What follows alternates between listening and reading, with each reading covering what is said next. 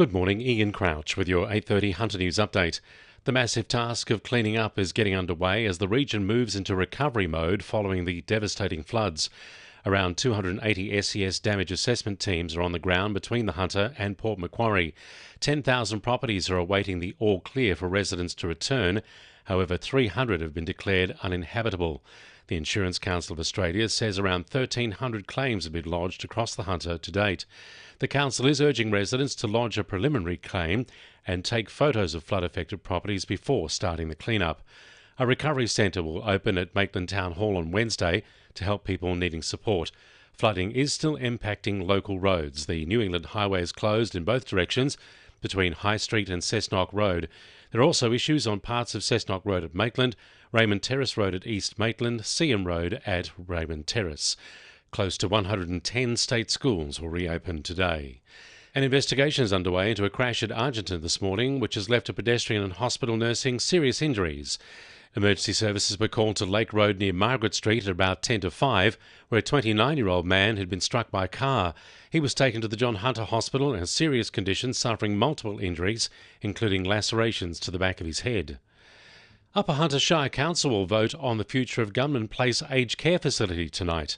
Peter Hislop has more. A letter from Mayor Maurice Collison to Federal Aged Care Minister Mark Butler says it's impossible for council to continue to operate the facility, desperately seeking intervention. Closure is looking more likely. A report going before council tonight says if a private operator can't be found in 3 months, there's no other feasible choice than to close. Maurice Collison says something needs to change. We need some funding from the government, or more funding. There's a recommendation in front of councils on Monday night. I'm not sure which way that will go. Council's been looking for a private operator for some months already. Not one expression of interest is currently offered. A 79-year-old man has been stabbed at a Stockton hotel in an alleged armed robbery. Police were called to the Boat Rowers Hotel on Fullerton Street just before 8 p.m. on Saturday, following reports of an armed robbery. Officers arrived to find several patrons holding down a 30-year-old man who was allegedly armed with several weapons. It's claimed he threatened several people at the pub before stabbing the 79-year-old man. He later underwent treatment at the John Hunter Hospital. The alleged offender was also taken to hospital under police guard. A car was later seized at 4 Far Street and taken for forensic testing.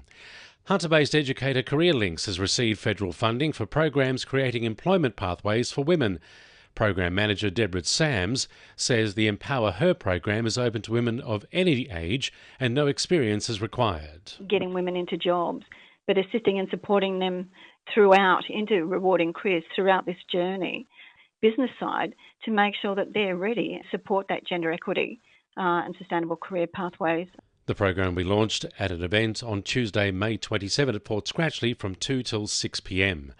And rail commuters travelling from Newcastle to Sydney are being offered free travel today. The Men's government has decided to offer the olive branch to commuters following last week's spate of disruptions and cancellations.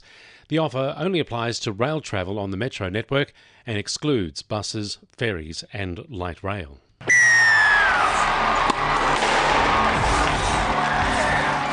To NURFM Sport. The Knights rallied together to overcome a host of absences to earn their 4th win of the season, beating Penrith 25-6. Paul Bryan was a late call-up to make his debut and dislocated his shoulder in his first tackle before putting it back in place himself and playing on until half-time. Coach Anna O'Brien says the 22-year-old's bravery inspired his side. That's incredible in your debut. He's a young man and he's big future. When you've got a mindset like that, and that's probably what helped us all night. Everybody's carrying something out there and they just fought hard for each other. Central have defeated Maitland 22-18 in a rematch of last season's Newcastle Rugby League Grand Final. The Butcher Boys were down 18-4 early in the second half before they ran in 3 unanswered tries to steal the victory over the 3-time defending champions. Elsewhere, Souths were swept away by Wyong, losing 30-12, and Cessnock overcame the Northern Hawks 18-10. Souths were too good for Waratah in Newcastle Championship netball, running away with the 60-21 win. The Lions weren't concerned with the windy conditions. Goal shooter Erin Asquith seemingly couldn't miss as she fired Souths to the victory. Meanwhile, first-place Norths continued their dominance, beating Katara South 52-20. And the Newcastle North Stars dealt with the Adelaide Adrenaline 7-3 in the Australian Ice Hockey League. That's Sport, I'm Will McGrath. And the winning numbers in Weekend Lotto are 5, 13, 33, 35, 36 and 37, and the supplementaries are 10 and 18. And now you're up to date with the latest 2NURFM Hunter News.